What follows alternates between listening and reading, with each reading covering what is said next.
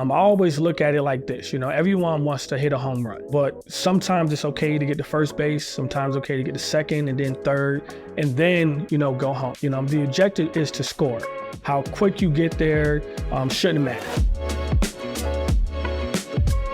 My name is Kenneth Joyner, and I created a 7-figure vending machine company. I'm originally from Rochester, New York. I am one of 5 children. I'm actually 4th. I always had aspirations of being in the NBA, and then I had dreams of being a music producer. And eventually I settled on just going to college. I wanted to be a lawyer, but that didn't work out too well. So I had my eyes set on, being an entrepreneur. I didn't know that's what it was called, but I just knew that I wanted to eventually run and own my own business one day. I initially was looking for jobs in my field of political science, to no avail. So I went back to school to get my graduate degree in disability services with concentration in applied behavioral analysis. So after grad school, I ended up becoming a residential manager at a group home for individuals with disabilities. I had a friend who convinced me to move to Philadelphia to get into real estate. So what I did was I just quit my job there, put my eggs all in one basket, going to Philadelphia, gonna get into real estate. I didn't have enough money for real estate, so this friend who had recently got into the vending machine business after they saw someone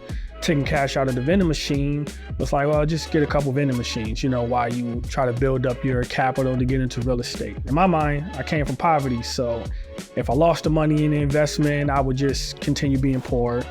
But if I ate good on the investment, I can potentially change my life and my family's life. So I just put all of the money that I saved and just kind of say, hey, who knows? Let's just see what happens. So the process of actually getting my vending machine started was I invested in a $3,000 course. It gave me a website, which was pretty good.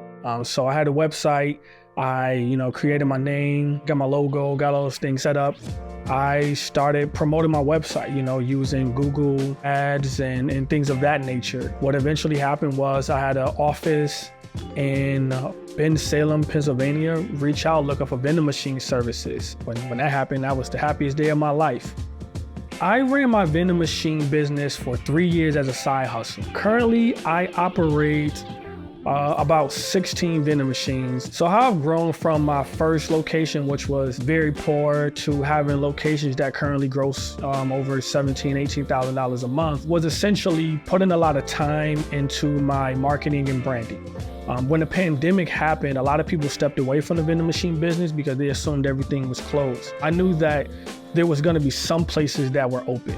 So if I was able to identify places that would be open during a pandemic, I would be able to fulfill a need. So I started to focus on promoting my website at that time. I improved my search engine optimization. And from that point on, I started to get a lot of calls.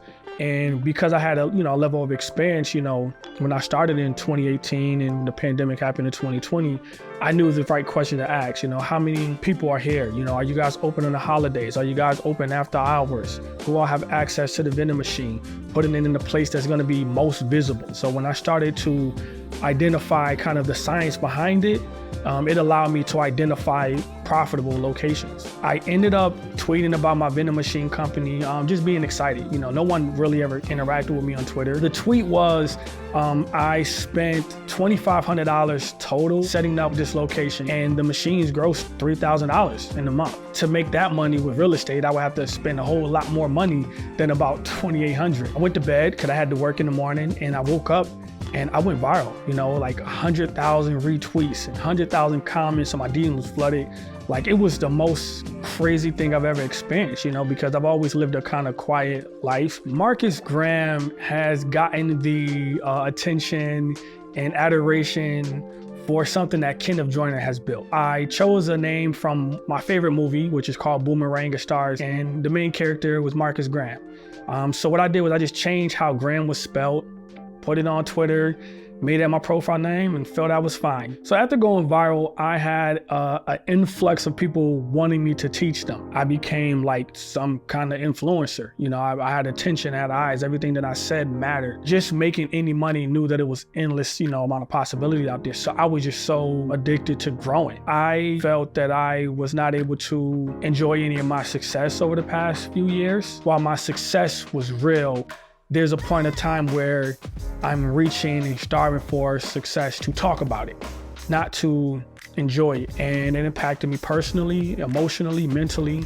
along with already having those issues, so I'm ready to be myself. I'm ready to let go of this persona. Like, if I don't ever see anyone again, if no one ever sees me online, like, I'm fine with that, because I want to be happy with myself. I always was focused on the future, always focused on what number I can hit, always focused on all these arbitrary, stupid things.